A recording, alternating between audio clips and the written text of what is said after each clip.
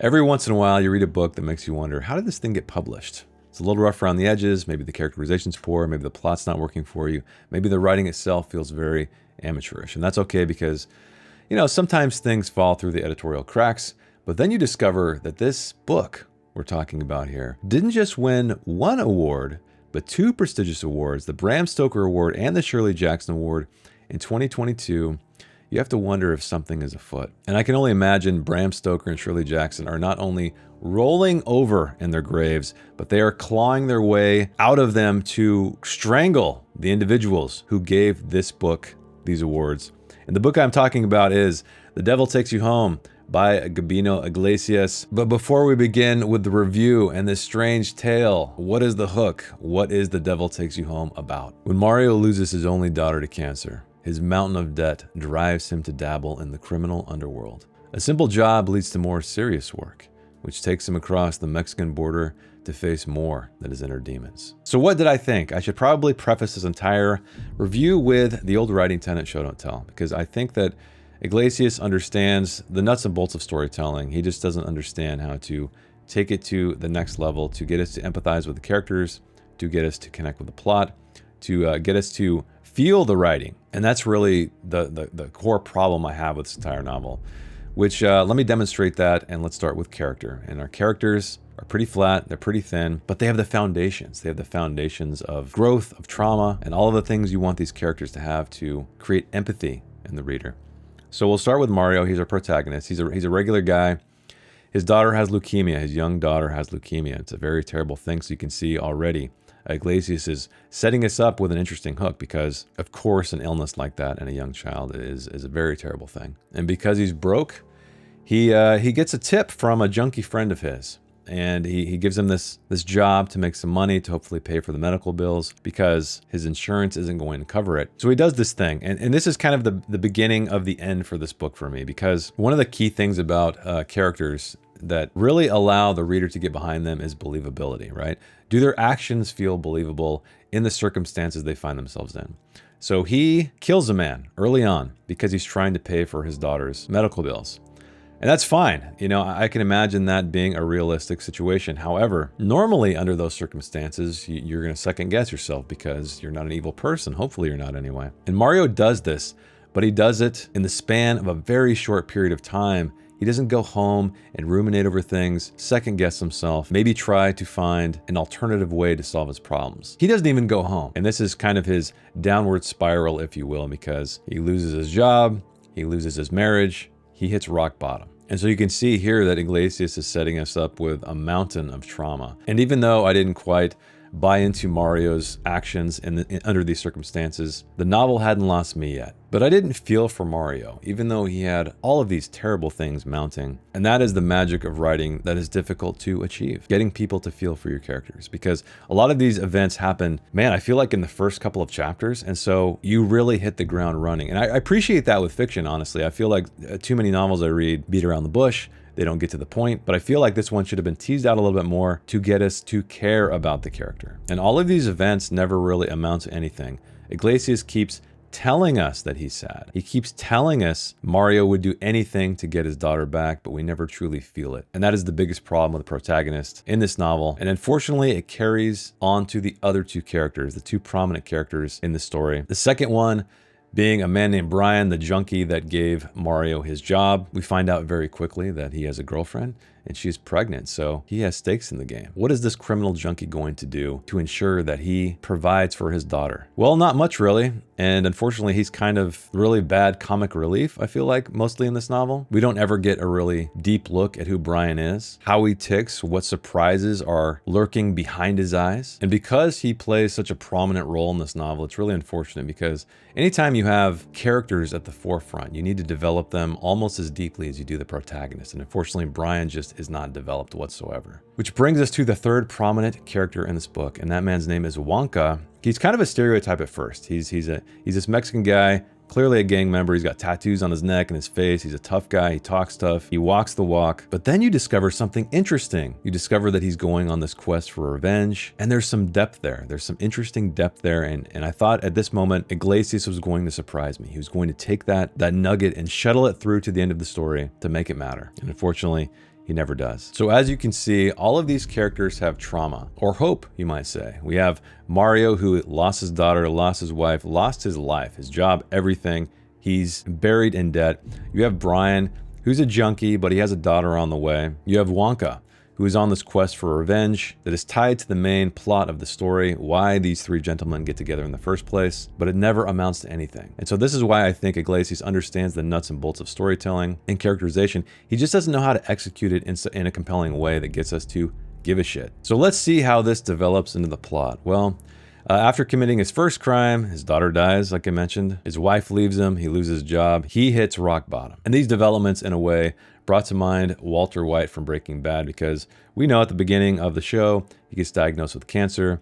He's a chemist. He's a very nice guy. And he starts to turn to crime. And eventually this desire and this power overtake him. He's set off to do these bad things for very good reasons, but then he was consumed by the power. He was consumed by that need to just become someone important. That is an interesting character arc. And that is what I was hoping was going to happen in this book, because it is labeled as a barrio noir. It has definite horror elements in it. I thought Iglesias was going to use Mario to tell a compelling story, to have this man, Mario, go through a journey of discovery. Maybe he learns some things. Maybe he doesn't. Maybe that's the point of the novel, but it never amounts to anything. The plot really is kind of this strange road trip across Texas. It takes place in Texas in the beginning. They cross the Mexican border, and that's when things get really dark. And they're going there because they're trying to rob the cartel, and they're trying to get some cash. And we all know how robbing the cartel ends up. But across the Mexican border, it's filled with these strange, dark things, odd creatures at the corner of your eye. So this is when the horrific elements begin to surface. Actually, let me take that back. When he was in Texas, he saw some really weird stuff that I thought was going to be foreshadowing, that I thought was going to be a mystery to unravel at a later time. But again, it really amounted to nothing. And there are some things, there are some events in the plot that I really did enjoy. While they're in Texas, they meet this woman who has this child who was born to a dead woman, and he's kind of this religious icon in a way. And I'm not going to spoil how that unfolds in case you decide to read this book. But let's just say they take something with them across the border, and that's when most of the horror elements surface. I'd like to talk about something that really bothered me in this novel, and that is the overt commentary. Commentary doesn't bother me whatsoever in a story, in fiction. It's just, it needs to be done artfully. Here it is literal. It is not artful. It is driven into your head over and over and over again. So Mario is of Puerto Rican descent, and he's constantly reminding us how he just wasn't able to get a leg up. He could never get anywhere in life because of his color, because of his background. And that's totally fine. I'm not sure what the author himself has suffered here, but it feels like he's probably been into some deep stuff, because it really feels like he was working through some things on the page, through these characters, through dialogue, in a very literal manner. It was not done artfully. I know I keep saying that word all the time, but let me give you an example. So these three gentlemen, Wonka, Mario, and Brian, they stop, they're in Texas. They're getting ready to go to Mexico. They stop in a diner to get some food. And there's some older white guys off to the side, and they start throwing racial slurs at him. And Wonka, the man who you think is going to rise up and defend the situation or retaliate, he sits down. He keeps eating his food. He tells everyone to relax. And this is when I thought, wow, Iglesias is going to provide excellent commentary. He's going to subvert my expectations, you might say, and deal with this, have these characters deal with this situation in a way that reveals character. It gets me to understand them, to empathize with them. But no, shortly after that, they end up in the parking lot where Wonka is pistol whipping these guys, you know, threatening to kill them. And it gets very, very bloody. And in fact, Wonka has this just insane monologue.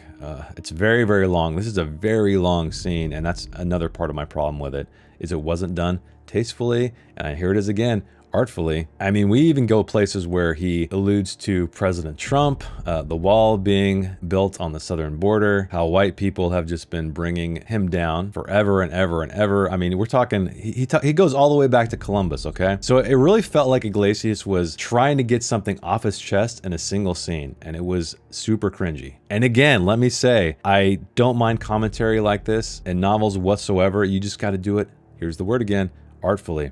It reminds me of a book I read called The Nickel Boys. The author explored racism in the 60s against black people in a very artful way. He did it in a beautiful way, and that is the one thing that I loved about that novel, is he really got me to understand these people to the best of his ability. There were no characters having these cringy monologues about all of their struggles. He was showing me the whole time. He wasn't telling me. So this brings us full circle back to show, don't tell. Iglesias keeps telling us stuff. He's not showing us stuff. And I think this scene could have been incredibly powerful if it was done the right way. If an editor actually stepped in and said, hang on, this is good stuff. Let's try to find a different execution. And this stuff is peppered throughout the novel, and it kind of just hits you, and it kind of breaks the flow of the story, which is exactly what you don't want to happen in a book. So let's talk about the writing itself, or as I like to call it, the cinematography of the novel. I think I can sum this up in 3 words, and that is trying too hard. Yes, this novel tries so damn hard to sound beautiful, to sound clever, but it ends up sounding very purple, very awkward. And really, the most offensive thing in this book were the similes. Oh my God. He commits many simile sins. Let's go through a few examples here. So I'm gonna start with the light ones, okay? So keep in mind, this guy Mario is a regular dude. Nothing about his background informs the way he speaks. I couldn't breathe right for 2 days. I felt like an alpinist who runs out of bottled oxygen near the summit of Everest. That is oddly specific. Here's one I actually liked. Her voice broke like glass thrown against the floor. To me, that's general enough. I feel like Mario would say it. And I think the thing I should talk about here is that when you write narrative, it needs to be from the POV of the character. Granted, you could be writing omniscient, and that's fine, that's different. He's writing in first person. This is a first person account, meaning we are entirely in the head the entire time of our protagonist Mario, meaning the way he sees the world, meaning the way he describes the world is through his perspective. And the way he sees the world should be informed by the kind of person he is. So why is he so damn specific about bottled oxygen near the summit, near the summit of Everest, not at the summit? Here's another one.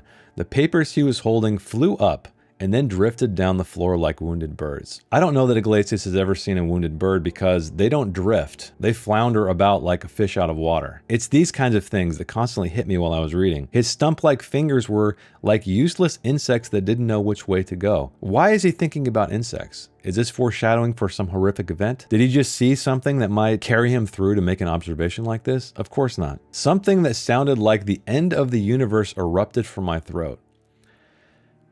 I don't know what to say about that one. Here's a decent one though. He looked like the trailer park white Jesus you see painted on knickknacks at the dollar store. So that's when he first sees Brian, or first describes Brian. I thought that was generalized enough. It felt like coming from Mario's POV. And this is when he sees Brian's pregnant girlfriend.